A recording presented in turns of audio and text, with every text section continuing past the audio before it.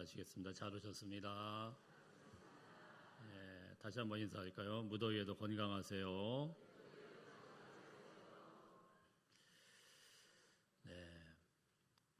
엄청 덥습니다. 어제, 오늘 계속인데 여러분 스스로들 건강 잘 챙기시고 에어컨을 꼭 트세요. 우리 어른들 보면은 이럴 때 돈 아낀다고 에어컨 안 틀고 그러면은요, 그냥 트세요. 저희 교회 와서도 일찍 트시고, 대개 그것까지는 제가 어떻게 말씀을 못 드리겠지만, 하여튼 이 더위를 지나가야 될 줄로 압니다. 오늘 사사기 4장 1절부터 16절 말씀을 가지고 같이 말씀을 나누겠는데요. 여러분, 우리가 일본이 이제 민주주의 국가인데 일본의 그 정치 체제를 알고 계시죠? 일본은 민주주의 국가이긴 하지만 왕정 체제가 아직도 그대로 전통으로 이어오고 있습니다. 거기에 천황이라는 이 왕이 있고 왕의 그 집안이 계속 거기를 다스리고 있는 그런 상징적인 그런 집안이 있습니다. 근데 최근에 이제 나루히토라는 왕이 있는데 그 나루히토라는 왕이 지금 문제는 뭐냐면은 그 자녀가 외동딸이라고 합니다. 그래서 자칫 잘못하면은 이 딸이 이제 대권을 이어서 왕이 돼야 되는 여왕이 이제 나오게 되는 그런 이제 어떻게 보면 일본 사회에 굉장히 좀 중요한 그런 사건이 지금 이르게 된 것이죠.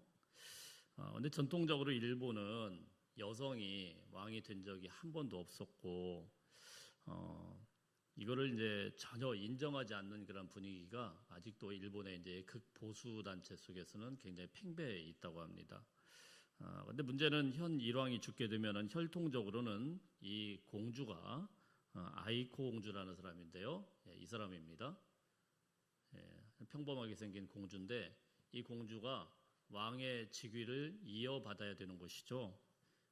그래서 24년도에 공식적인 건 아닌데 비공식적으로 여론조사를 했더니 한 일본 국민의 90% 정도가 이 공주가 왕을 이어받는 게 맞다라고 이제 여론조사 결과가 나왔다고 합니다.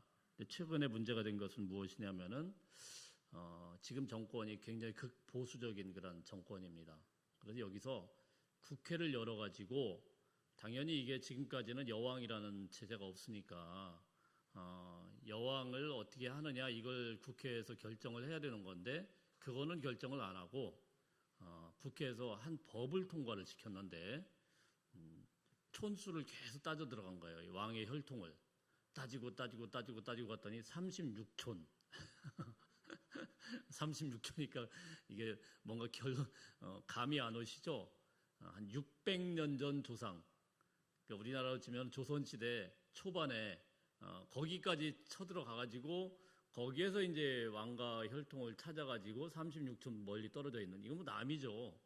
거기에는 남자들을 몇 명 찾아가지고 이제 이 사람들을 입양시켜가지고 여기에 이제 와서 왕이 돼야 된다라는 법안을 국회에서 막 강하게 통과를 시킨 거예요. 국민들 90%가 지금 그걸 원하지도 않는데 그래서 지금 현재 정권이 굉장히 이제 그 사건으로 몸살을 앓고 있다고 합니다.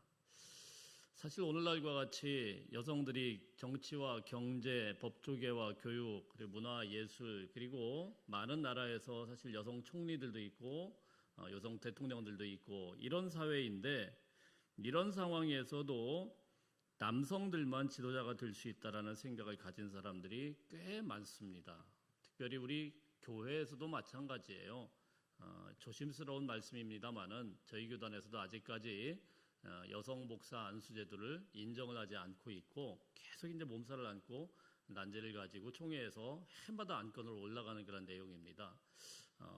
물론 얼만큼 이건 여론으로 우리가 할 수 있는 그런 부분은 아니지만은 자, 어쨌든 지금도 대부분의 지도자들은 다 남자들이 중심을 하고 있습니다.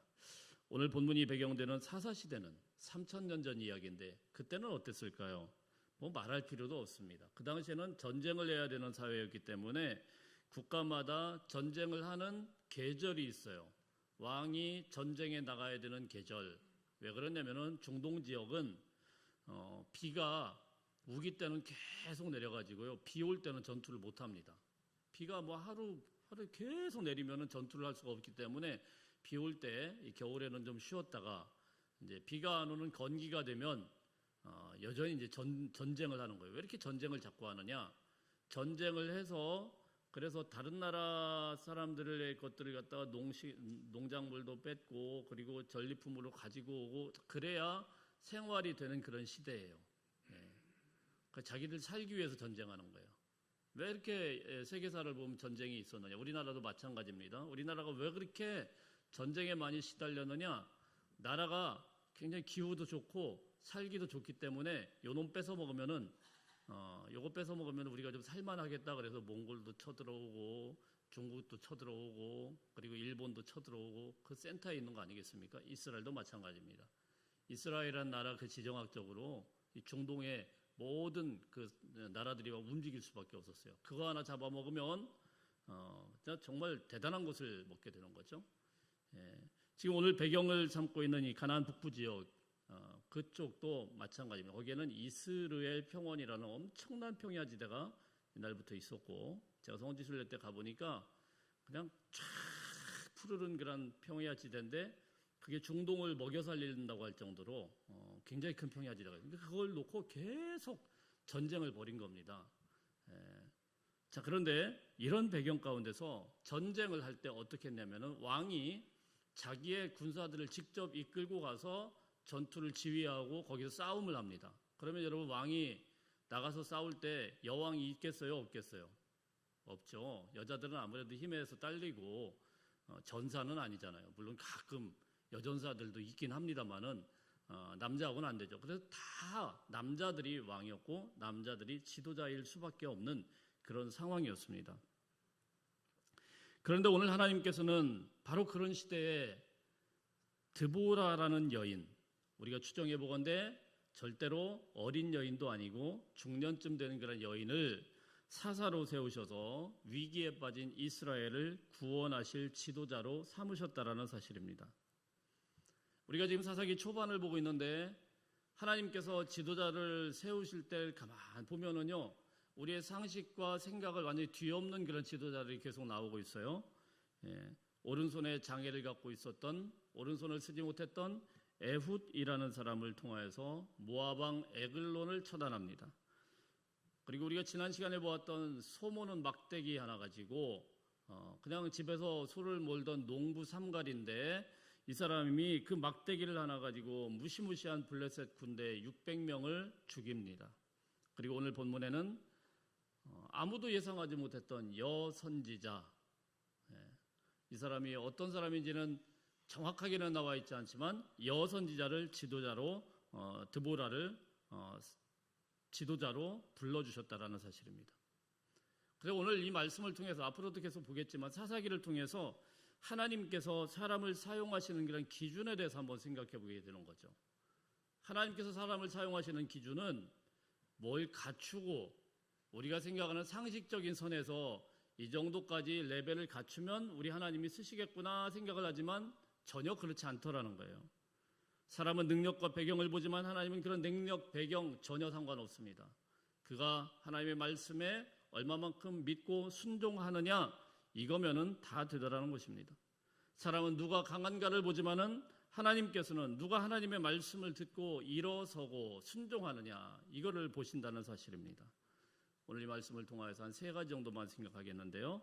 첫 번째 한번 읽어보겠습니다. 시작. 반복되는 죄와 부르짖음. 자, 이거는 사사기를 통해서 계속 사건이 있을 때마다 나오는 반복되는 패턴입니다. 1절 읽어봅니다. 1절 시작. 에훗이 죽으니 이스라엘 자손이 또 여호와의 목전에 악을 행하매. 이스라엘 자손이 또 그랬습니다. 또. 이스라엘 자손이 또 옛날에도 그랬는데 또 그랬다는 거예요. 에훗을 통해서 구원을 경험했고 80년 가까이의 태평성대가 있게 되었는데 그동안에는 괜찮았어요. 근데 에훗이 죽으니까 또 이스라엘 백성이 범죄했다. 여러분 그러니까 이 말씀들을 가만 보다 보면은 태평성대처럼 평안하고 이런 것들이요 무조건 좋은 건 아니에요. 그때 좀 잘 준비를 해가지고 이어지면 괜찮겠는데 사사기에서 우리에게 가르쳐주는 거는 항상 그랬어요. 에훗이 죽으니까 또 에훗이 살아있을 때는 괜찮았다라는 거예요. 에훗이 살아있을 때는 에훗 무서우니까 그래서 이제 믿는 척이라도 하고 하나님을 찾고 하나님을 부르고 자 그랬어요. 에훗이 죽으니까 본색이 드러나기 시작하는 거예요. 또 이스라엘 백성들이 범죄했다. 여호와의 목전에 악을 행했다. 이게 계속 등장을 하고 있어요. 이 사람들이 하나님의 목전을 하나님의 눈밖에 나가서 이방인처럼 살지는 않습니다. 예배도 드리고 있고 말씀도 보고 있고 형식적으로는 다 갖춥니다. 기도도 하고 있고 헌금도 하고 다 하는데 그런데 악을 행합니다. 그렇게 하면서 나가가지고 또 바알을 섬기고 다른 사람들과 타협하고 같이 못된 짓 하고 같이 음란한 짓 버리고 자 이렇게 되는 거예요. 에훗이 살아있을 때는 거기에 그늘에 감춰가지고 가만히 있다가 에훗이 죽으니까 갑자기 이제 또 하나님을 떠나게 되는 겁니다. 사랑하는 성도 여러분, 이것을 통해서 한 가지 분명하게 알 수가 있는 게 있어요. 신앙이라는 거는요, 절대로 부모가 또 어른들이 아이들을 책임질 수 없고 다음 세대를 책임질 수 없더라는 겁니다. 그 후대를 바르게 하나님 앞에 1대1로 대면해서 세워놓지 않으면은 또 이렇게 반복되는 거예요. 여러분의 자녀들, 또 다른 사람들, 이 사람들이 지금은 나를 보면서 어쩔 수 없이 하나님 앞에 나올 수도 있어요. 우리가 그래서 정말 긴장하여서 이 아이들을, 이 자녀들을 세우기 위해서 부단한 노력을 해야 됩니다. 자, 범죄에서 어떤 일이 발생하느냐? 2절 읽어봅니다. 2절 시작. 여호와께서 하솔에서 통치하는 가나안 왕 야빈의 손에 그들을 파셨으니 그의 군대 장관은 하루셋 학고임에 거주하는 시스라요. 하나님께서는 이스라엘을 가나안 왕 야빈의 손에 팔아 넘겼다고 합니다. 3절 읽습니다. 시작. 야빈 왕은 철병거 900대가 있어 20년 동안 이스라엘 자손을 심히 학대하였으므로 이스라엘 자손이 여호와께 부르짖었더라. 이 철병거라는 거는 오늘날로 치면 뭐 탱크 같은 거죠. 지금 저희 나라 탱크 전차가 굉장한 지금 수출도 많이 하고 대단한 역할을 하는데 육상전에서 이거는 그냥 완전히 그 무적의 무기 아니겠습니까?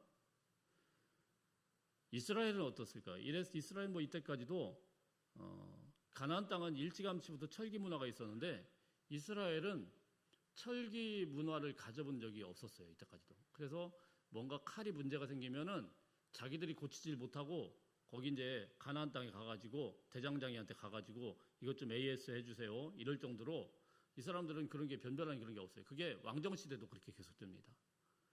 그러니까 이 철병거 900대하고 같이 맞붙어가지고는 될 수가 없습니다. 그냥 보는 것 자체만으로도 기가 질려가지고 아무것도 못하는 그런 무시무시한 군대가 있어가지고 무려 20년 동안이나 말씀을 보면은 심히 학대했다 이렇게 기록이 되어 있습니다. 그래서 조금 있다가 보게 되는 사사기 5장 말씀에 보면은 어느 정도로 이때 상황이 이스라엘이 심각했느냐, 사람들이 큰 길을 다니지를 못하고 숨어 다녔습니다. 굽은 길로 숨어서 가나안 이 야빈 왕과 이 백성들을 만날까봐 괴롭힘 당할까봐 도망가. 보는 족족 막 괴롭히고 꿀밤 때리고 막 괴롭히고 막 어렵게 만들고 다 뺏어가고 이렇게 되니까 피해가지고 도망 다닌 거예요. 마을에는 사람들이 없었다고 합니다. 이스라엘 가운데 방패와 창을 찾아보기 어려웠다.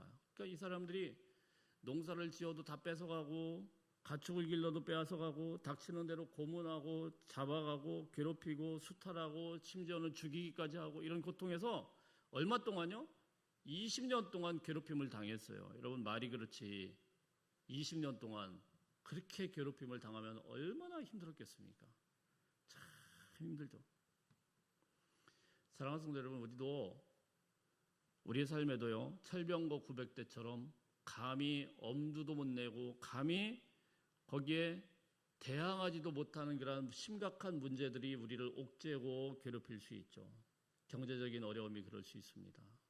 해도 답이 없고 자녀의 문제일 수 있습니다. 건강의 문제일 수 있습니다. 직장과 사업의 문제일 수 있습니다. 오랫동안 해결되지 않는 그런 관계의 문제, 내가 어떻게 해볼 수 없는, 감히 어떻게 거기에 도전할 수 없는 그런 심각한 문제들, 그런 문제에 계속 10년이고 20년이고 계속 되면서 절망하면서 아무것도 못하는 그런 문제. 이스라엘 백성들은 세월이 지나가면 지나갈수록 점점 그들이 그 앞에서 완전히 이제 아무것도 못하는 절망적인 상태로 점점 지쳐가게 될 수밖에 없었다라는 것입니다. 참 이해가 안 되는 게 왜 20년이나 아무것도 못했을까요? 근데 참 신기한 거는요, 사람은 적응을 잘해요. 적응을 해요. 막 이렇게 잘 살 때는 잘 살게 잘 적응을 하는데 어려울 때 있잖아요. 어렵고 힘들고 그게 계속 되면은 거기에 또 적응을 합니다. 아이고 힘들어 죽겠다. 그러면서 또 적응을 해요. 그걸 감히 이렇게 꺼풀려고 하는 그런 혁명적인 그런 생각을 잘 못합니다. 그 북한 땅도 보면 참 불쌍한데 이 주민들이 보면은 제가 오래전에 좀 본 그 유튜브 영상을 보니까 이 엄마가 우리나라로 넘어오자고 하는데 아들이든 딸이든 다 가는데요. 이 어머니 어른은 거기서도 아직도 김일성 수령 동지 아바이 그리고 그거에 충성을 해서 그 압록강을 넘어서 이제 중국 땅으로 갔는데도 우리나라로 귀화를 못 하는 거예요. 이 엄마 때문에. 어렵고 힘들 때, 정말 가난하고 어려울 때 다 굶어 죽고 있는데 그때도 그 우리 김정은 동지께서 자기를 이렇게 또 해주셨다. 막 그래가지고 거기 완전 적응을 해가지고 쿡 있으니까 수십 년째 그러고 있으니까요. 아무리 좋은 것을 준다고 하더라도 그걸 가지를 못하는 거예요. 이스라엘 백성도 20년 동안에 그들의 학대 가운데 완전히 서서히 적응이 되고 녹아들어서 감히 아무것도 못하는 그런 상태가 되었는데 견디다가 20년이 지나고 부르짖기 시작합니다. 그러니까 드디어 하나님께서 움직이시는데 하나님께서는 전혀 그들이 생각하지 못한 사람을 사사로 부르시고 세우셨다라는 사실입니다. 우리 4절, 5절 읽어봅니다. 시작. 그때에 랍비도드의 아내 여선지자 드보라가 이스라엘의 사사가 되었는데 그는 에브라임 산지 라마와 베델 사이 드보라의 종려나무 아래에 거주하였고 이스라엘 자손은 그에게 나아가 재판을 받더라. 그들이 부르짖으니까 사사기에서 우리가 계속 보여주는 거는요, 부르짖기만 하면 하나님이 움직이세요. 오늘 우리도 마찬가지입니다. 여러분 그런 학대와 어려움 가운데 감히 우리가 어떻게 할 수 없는 그런 문제가 있으면은 하나님 앞에 나와서 부르짖으면 하나님은 그걸 기다렸다는 듯이 움직이시는 거예요. 이 믿음으로 우리가 하나님 앞에 부르짖고 이 믿음으로 하나님 앞에 나가서 하나님의 뜻을 우리 삶 가운데 나타내는, 우리 삶 가운데 하나님의 역사가 나타나도록 하는 우리 기도가 되어야 될 줄로 믿습니다. 하나님이 세우신 사람은 드보라입니다. 그는 종려나무 아래에 앉아서 백성들을 재판하였다 이렇게 되어 있습니다. 재판했다라는 것은 물론 그들의 문제를 가지고 와가지고 하나하나 판결해 주는 거, 그것도 재판이죠. 우리가 흔히 아는 그런 일반적인 재판이죠. 근데 여기에서는 여선지자 드보라가 재판할 때는 그거가 아니고, 물론 그런 내용도 있지만 더 중요한 내용이 있어요. 하나님의 말씀을 가지고 그들에게 하나하나 적용하면서 그들의 완전히 얼어붙은 마음들, 무기력한 마음들, 완전히 아무것도 못하는 그런 마음들 하나하나 치료해 주기 시작했다라는 사실입니다. 갈등하는 사람들에게 하나님의 뜻을 가르쳐주고, 두려움에 빠진 사람들에게 하나님의 약속의 말씀을 가지고 믿음을 심어주고, 죄에 빠진 사람들에게 회개하도록 촉구하고, 낙심한 사람들에게 일어설 용기를 주기 위해서 주의 말씀을 계속 그 안에서 가르치면서 일을 한 거예요.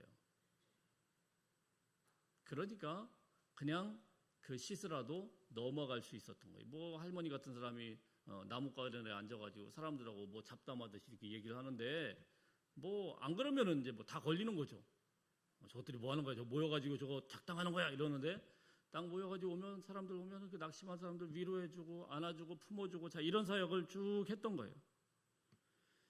그러니까 하나님께서 사용하시는 리더십이 그때마다 다 다르다는 겁니다. 온니엘과 에훗과 삼갈 이 남자 리더들은 직접 무기를 들고 전쟁터에 뛰어들어서 싸움을 하는 그런 리더십이었다고 하면, 드보라는 어떻습니까? 드보라는 그런 사람이 아니에요. 여성이었고 중년 여성이었기 때문에 싸움터에 나갈 사람이 아닙니다. 그러면 이 사람은 어떻게 했느냐? 자기가 직접 싸우는 게 아니고 낙심해 있는 사람들에게 하나님의 말씀을 통해서 위로해주고, 하나님의 말씀을 통하여 그들을 일어서도록 해주고, 뒤에서 그들을 격려해주고 세워주는 그런 사역을 하게 되어서 그가 이 시대를 지도하는 지도자가 되었다라는 사실입니다. 근데 여러분, 리더는 꼭 자신이 앞장서서 무슨 일을 하는 사람만 리더가 아니에요.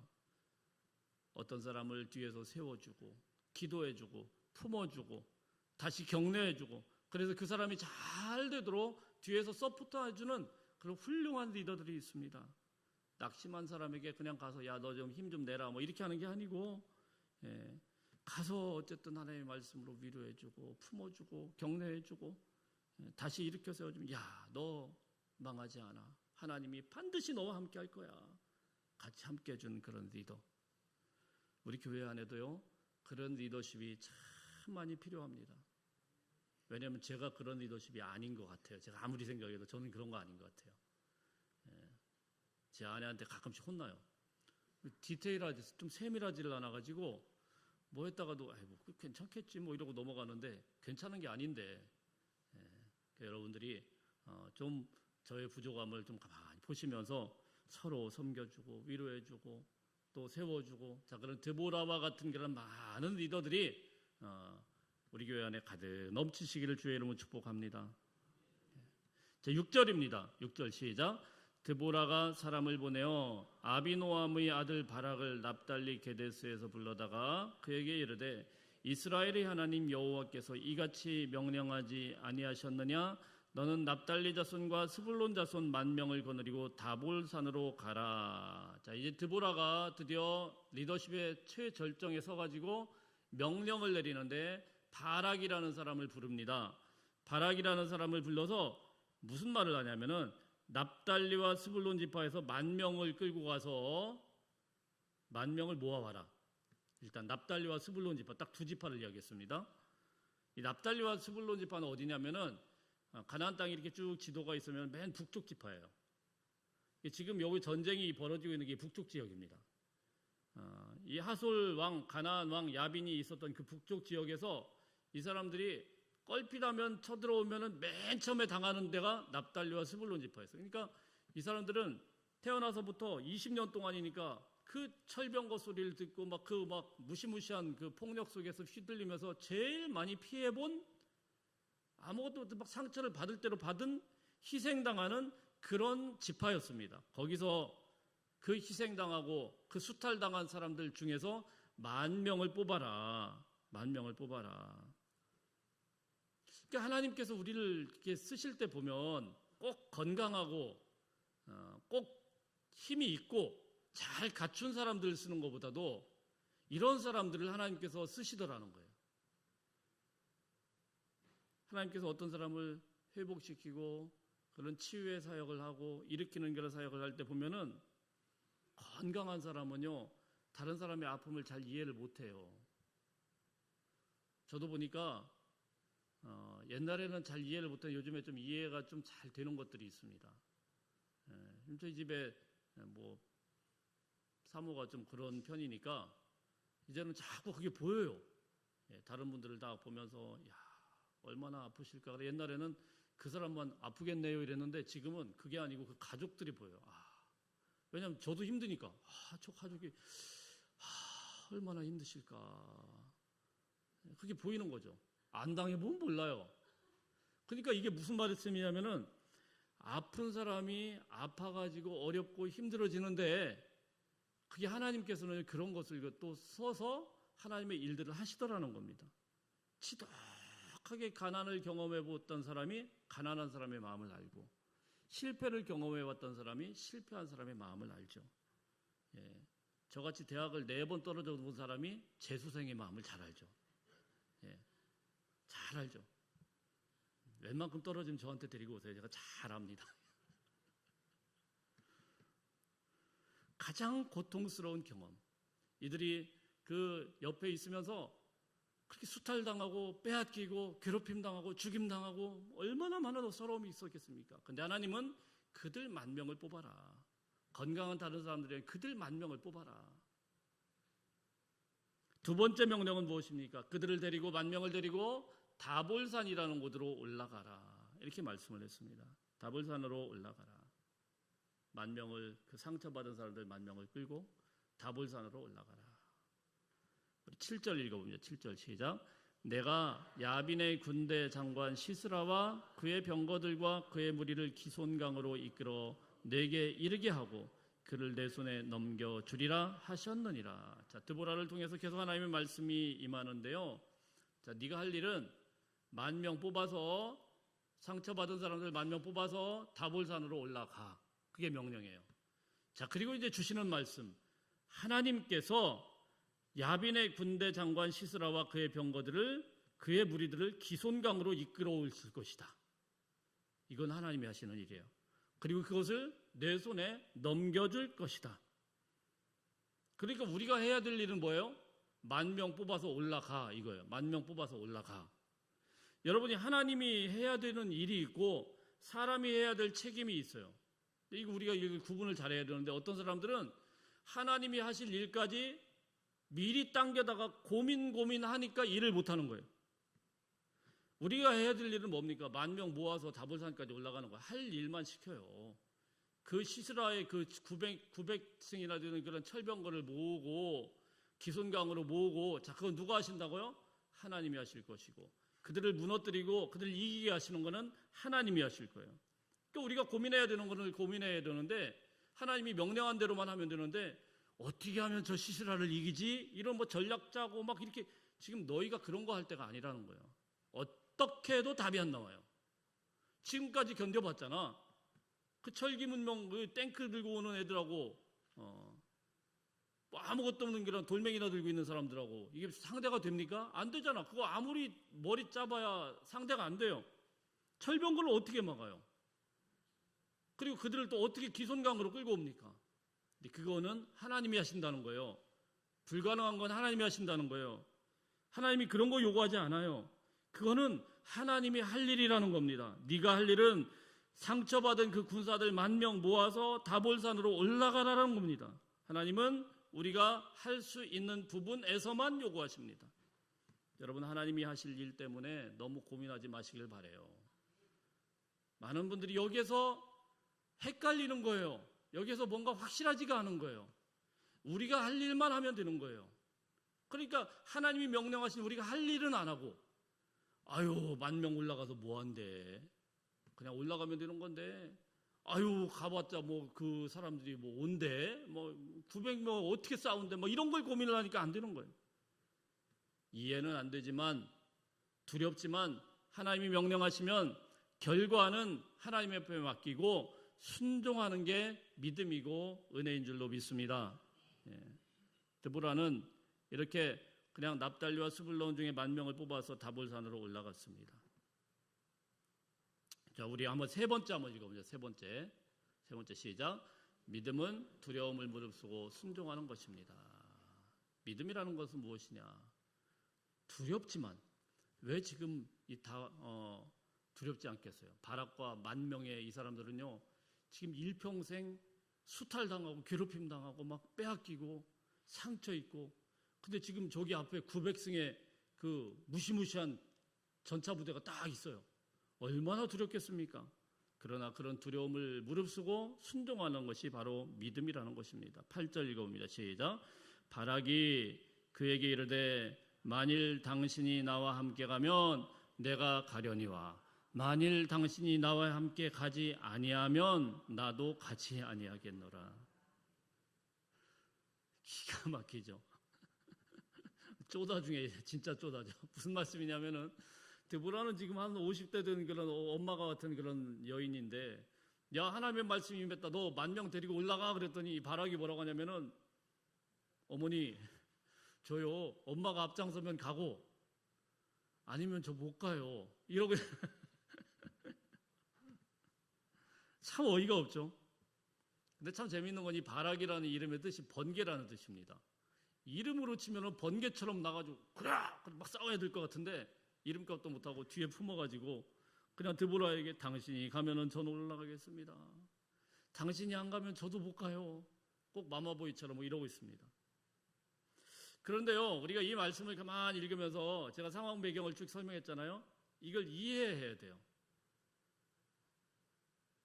바락도 마찬가지로 이 납달리 지파였습니다. 납달리 지파의 10,000명을 사람들을 끌고 왔는데 다 똑같아요. 이 10,000명이 다 똑같은 상태예요. 감히 이 철병거 900승한테 대들 생각을 아예 못합니다. 아예 꼼짝도 못해요.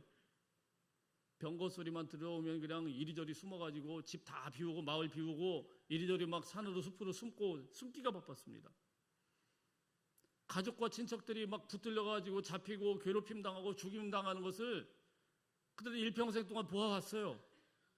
그래서 그들을 뇌리 속에 어릴 때부터 그냥 완전 세뇌 비슷하게 생겨봅니까? 철병거에게 저항하면 그냥 죽는다. 이 생각이 20년 동안에 꽉 마음을 지배했어요. 북한의 우리 인민들이 지금 완전히 그냥 세뇌되어 있듯이 세뇌가 되어버린 거예요. 하나님의 명령을 듣고 하나님의 말씀을 들었다고 해서 이 두려움이라는 게 한순간에 확 거치느냐? 그렇지 않아요.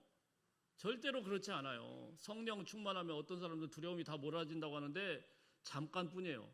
그냥 잠깐 그런가 하다가 좀 있으면 두려움이라는 게 계속 와요.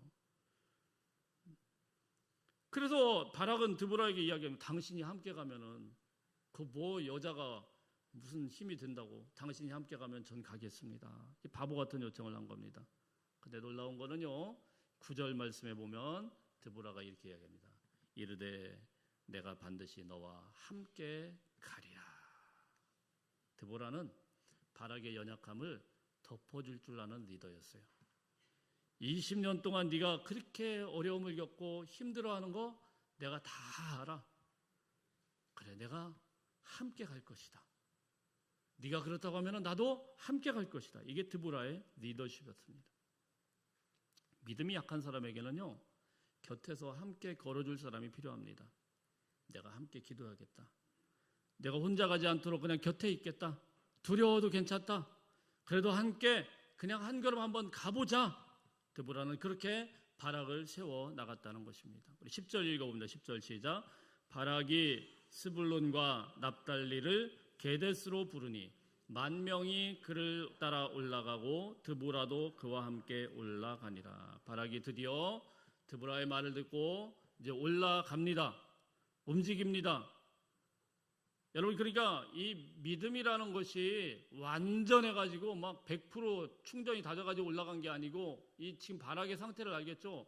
그 뭐 힘도 하나도 없고 드보라 앞세워가지고 그 치맛자락에 푹 쌓여가지고 마마보이처럼 가겠습니다. 그러고 지금 올라간 거예요. 억지로.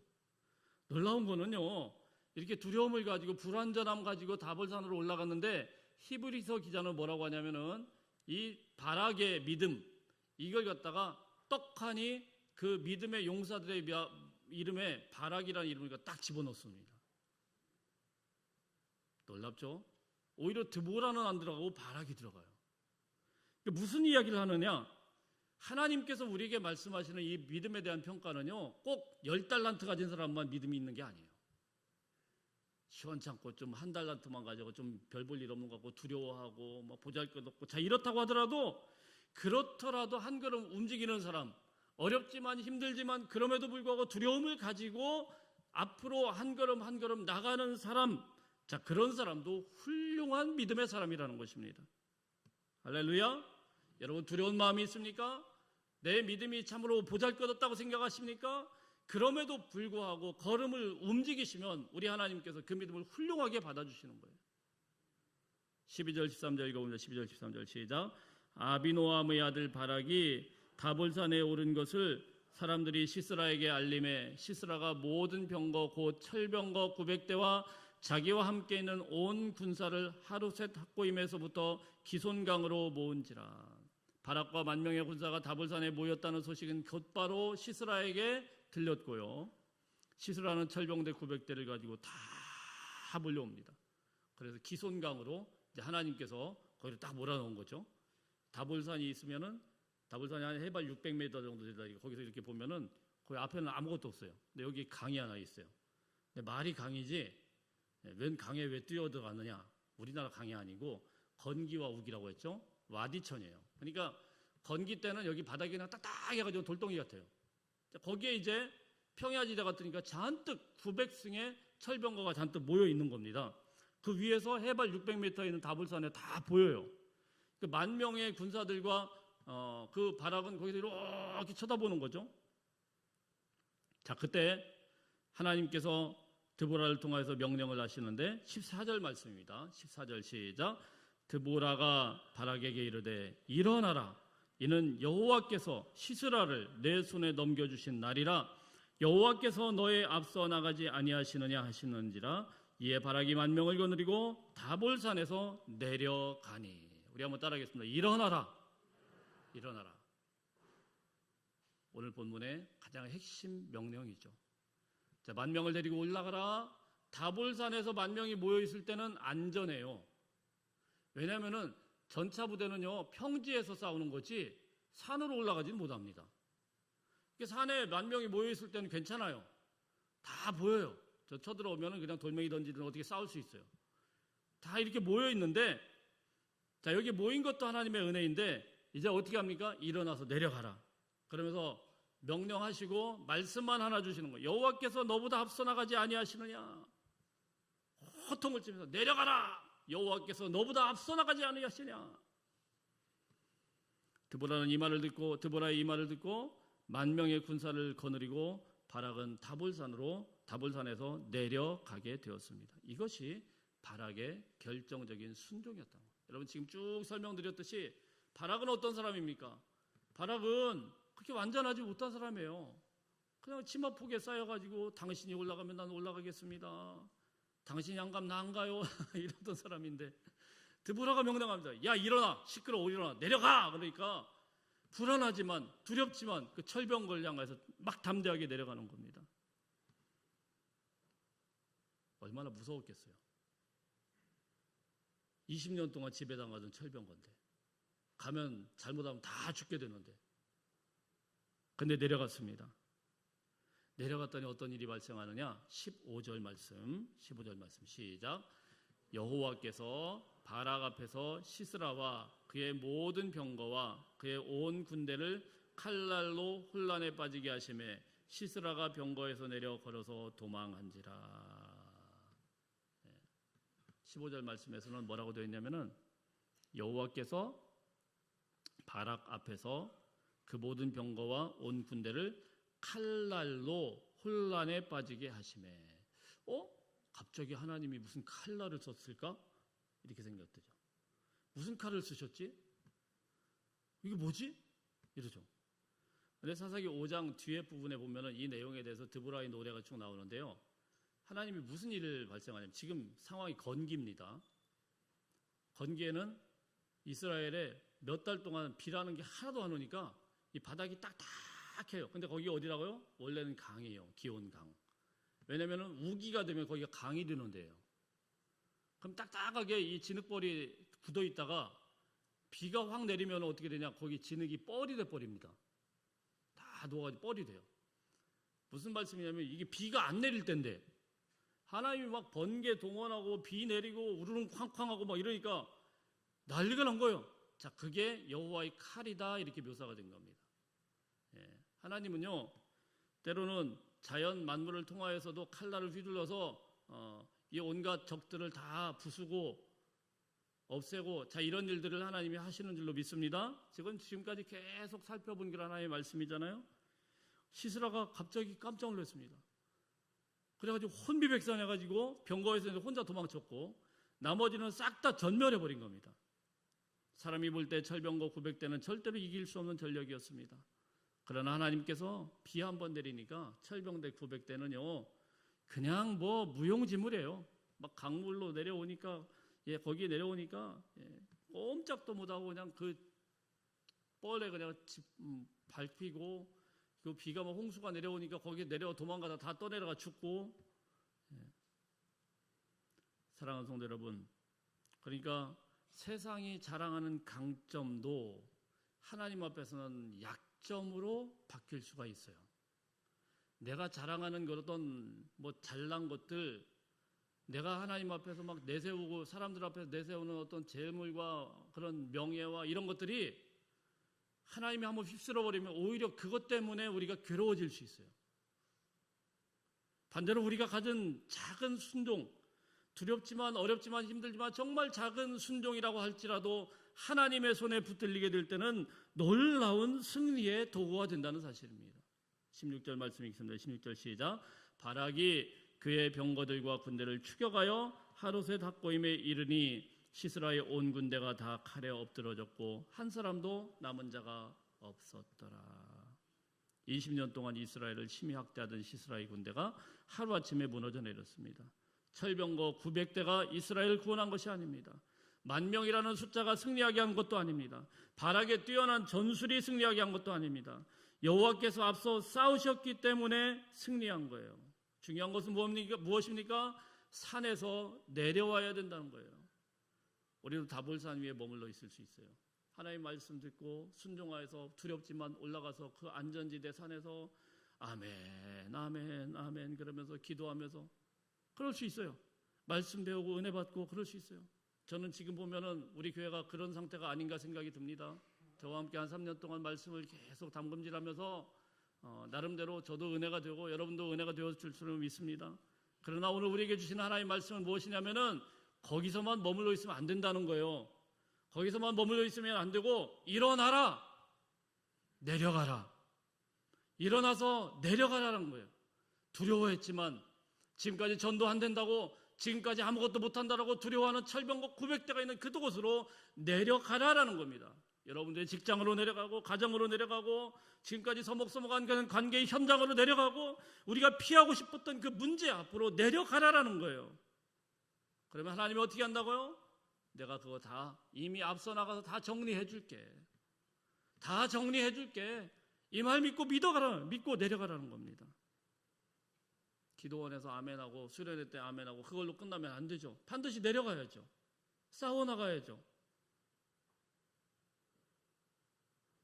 저는 이 말씀을 오늘 좀 목적 있게 했는데요.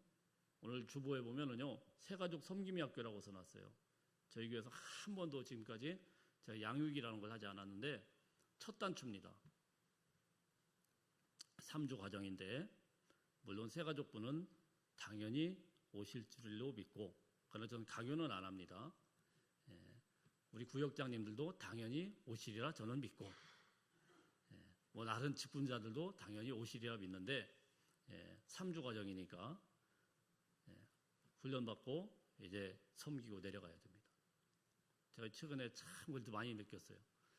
새가족 섬기기를 너무 안 시켜놨더니 이분들이 그냥 뭘 해야 될지도 모르고 그냥 아무나 가가지고 그냥 막 또 이상하게 하고 이렇게 되면 안 되죠.